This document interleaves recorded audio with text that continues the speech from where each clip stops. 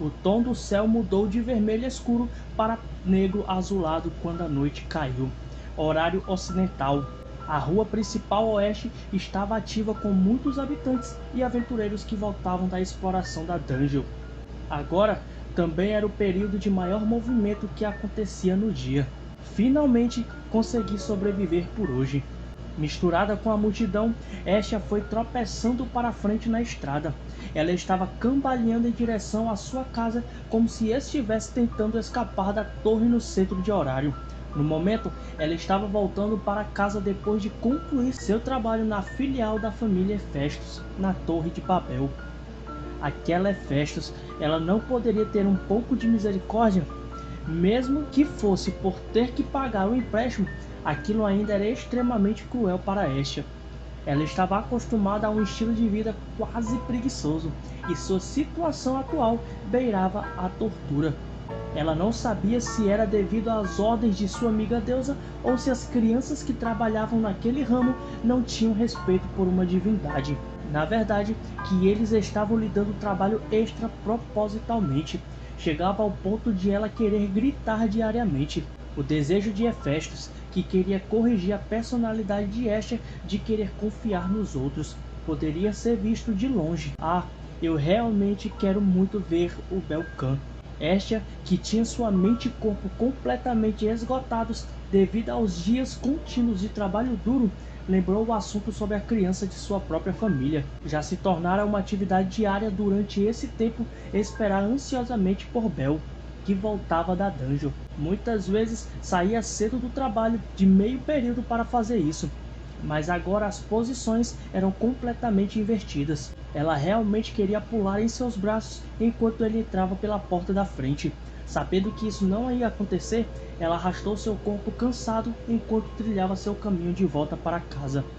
Estia foi tirada de seus pensamentos como um borrão de cabelo branco, como um coelho, chamou sua atenção.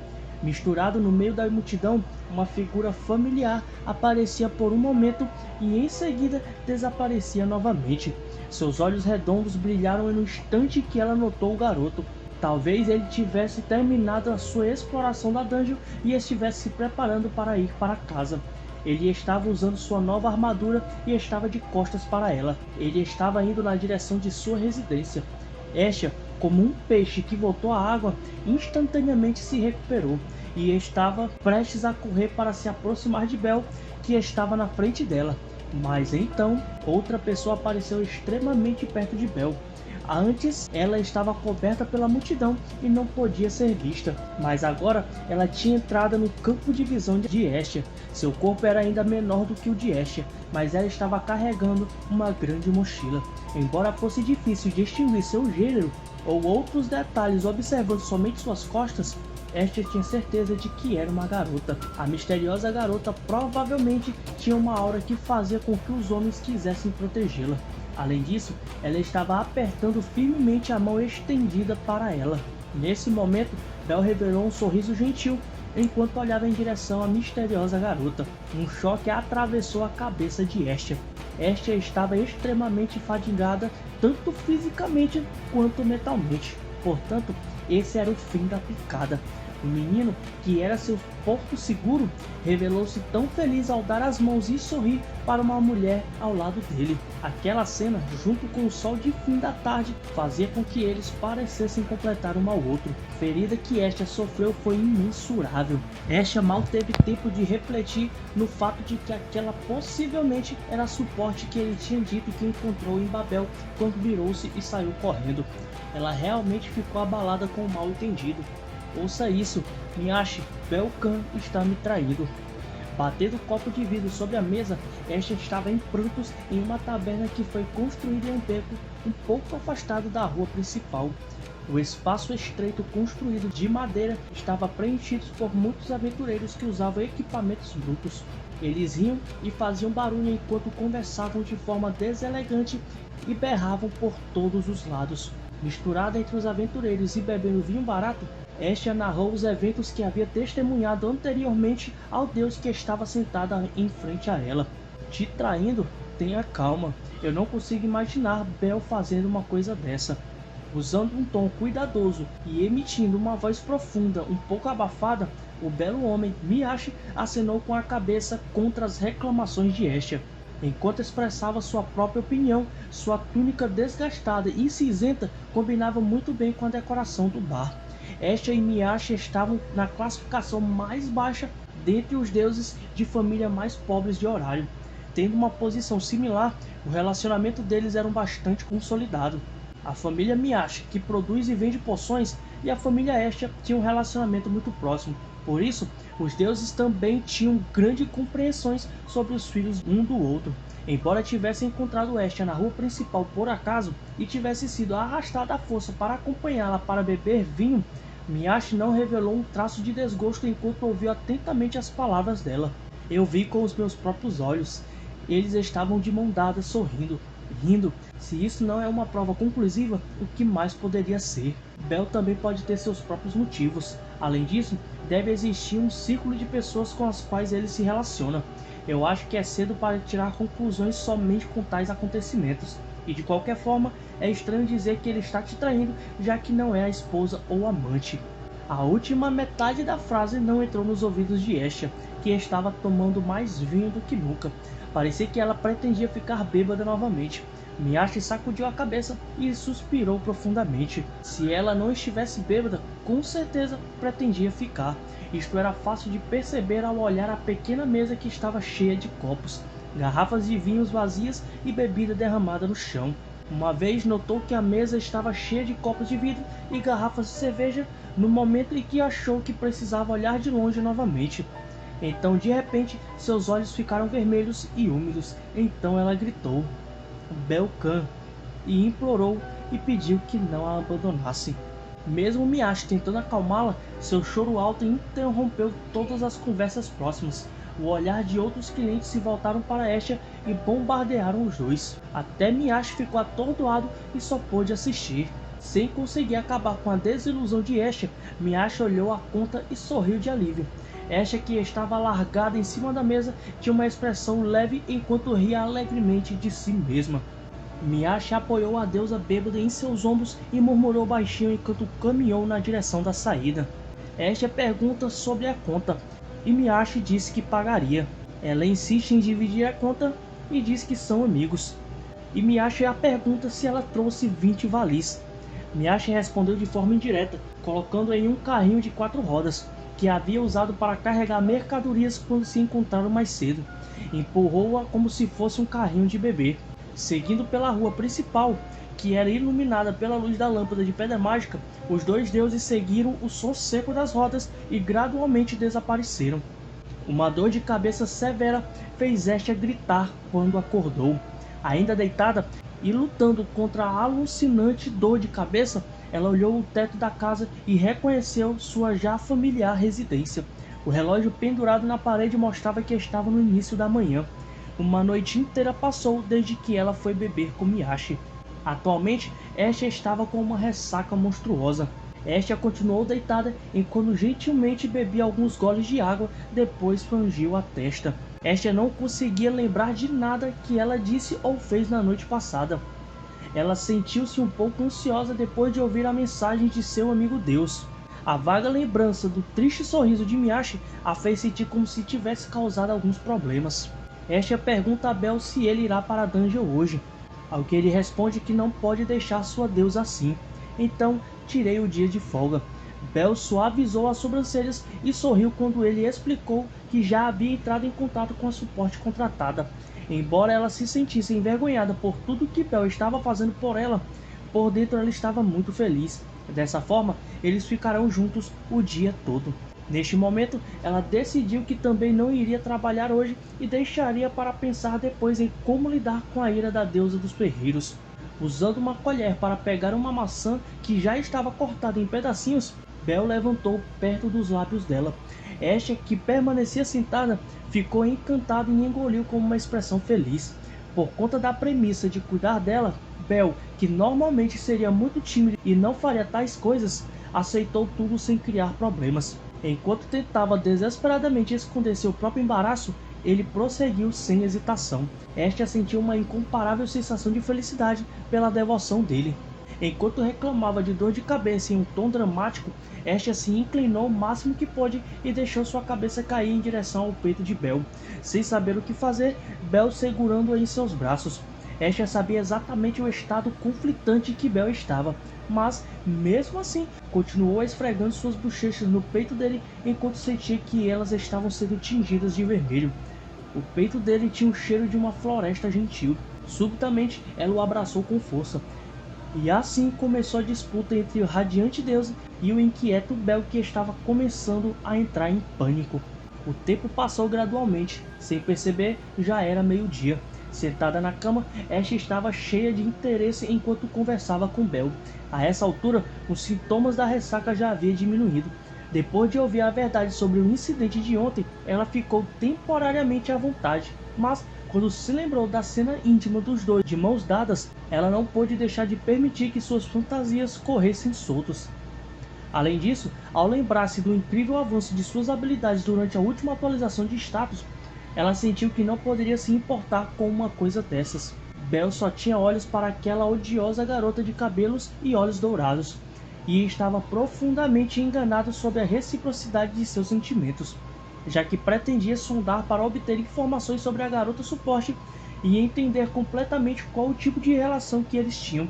Ela decidiu não se preocupar com aquela princesa espadachim por enquanto. Claro, isso determinaria como ela iria tratá-la.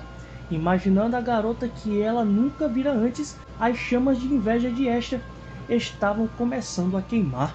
Em seguida, Estia, que subitamente começou a zombar da situação, virou-se infantilmente para o lado. Diante desta situação, Bel reagiu encolhendo os ombros e engolindo saliva nervosamente. Ela não teve a chance de ver esta cena. Bel estava tremendo inquietamente neste período de tempo. Tomando uma decisão, ele disse: "Então, por que não vamos, nós dois juntos, para comer em um restaurante de classe?" Estia congelou enquanto olhava para Bel, que tinha as bochechas tingidas de vermelho. Ela não podia acreditar no que estava ouvindo. As palavras que Bel usou para convidá-la para sair estavam ocupando todos os pensamentos de Estia. Os pensamentos de Estia estavam indo 1 milha por segundo. Ela ficou completamente extasiada. De repente, jogando o cobertor para o lado, Estia pulou da cama. Bel ficou chocado com a cena. Ela não estava mentindo. A repentina excitação proporcionada por sua paixão fez o corpo de Estia ficar saudável repentinamente. Bel ficou ainda mais atordoada enquanto Estia rapidamente começou os preparativos para o encontro. De repente, Estia interrompeu suas ações, levantou a gola, aproximou o rosto do tecido e cheirou cuidadosamente. Um odor alcoólico penetrou em seu nariz. O cheiro de álcool estava tão forte que a fez ficar zonza. Estia arregalou os olhos e exclamou: "Bel, sairemos às 6 horas. Vamos nos encontrar às 6 horas na Praça do Amor, na área da rua principal sudoeste."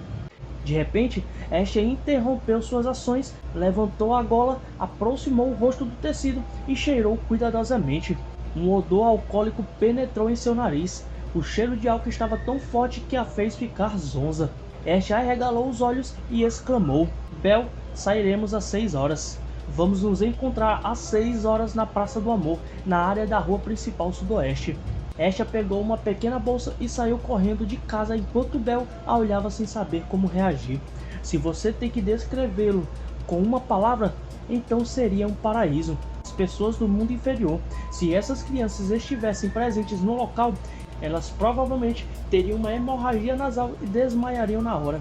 Aqui, deusas, sob a cobertura nebulosa do vapor, revelam cada centímetro de seus lindos corpos em um segundo pensamento. O banho sagrado, assim como o nome sugere, é o banho de limpeza permitido apenas para os deuses. Depois de passado um período de tempo e o interrogatório não tinha sinais de parar das outras divindades, Estia, que não tinha saído, preparou-se para deixar o banho. Considerando que ela teria que voltar para se preparar, já estava quase na hora. Ignorando as deusas que tentaram impedi-la de se levantar, só por um momento, Estia fechou os olhos e ficou ali parado.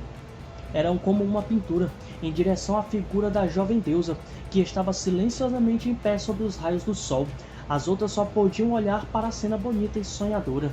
"Estia, o que você gosta nessa criança?" No final, uma deusa levantou a mão. Estia, que se virou e olhou para trás, gentilmente revelou um leve sorriso. Eu gosto de tudo nele. A Praça do Amor, que fica depois de um caminho que se estende à rua principal sudoeste. Dentro do jardim da praça, pavimentada com pedras coloridas, plantas e flores eram cultivadas, criando uma atmosfera linda e encantadora. Enquanto o sol se punha no oeste, as lâmpadas de pedras mágicas ganharam vida ao redor da praça, iluminando-a sob o céu que escurecia. Era um pouco antes das 18 horas, cercada por casais andando de mão dadas.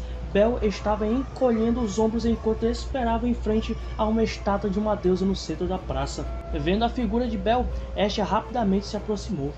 Belle, que teve seu nome chamado, revelou uma expressão aliviada, e instantaneamente, no momento seguinte, ele piscou os olhos como se estivesse em descrença. Estia mudou seu penteado. Seu cabelo, que estava sempre com Maria Chiquinha, foi deixado solto e fluía diretamente por suas costas. Sua aparência jovem também deu um leve sentimento adulto, e imediatamente roubou o fôlego de Belle.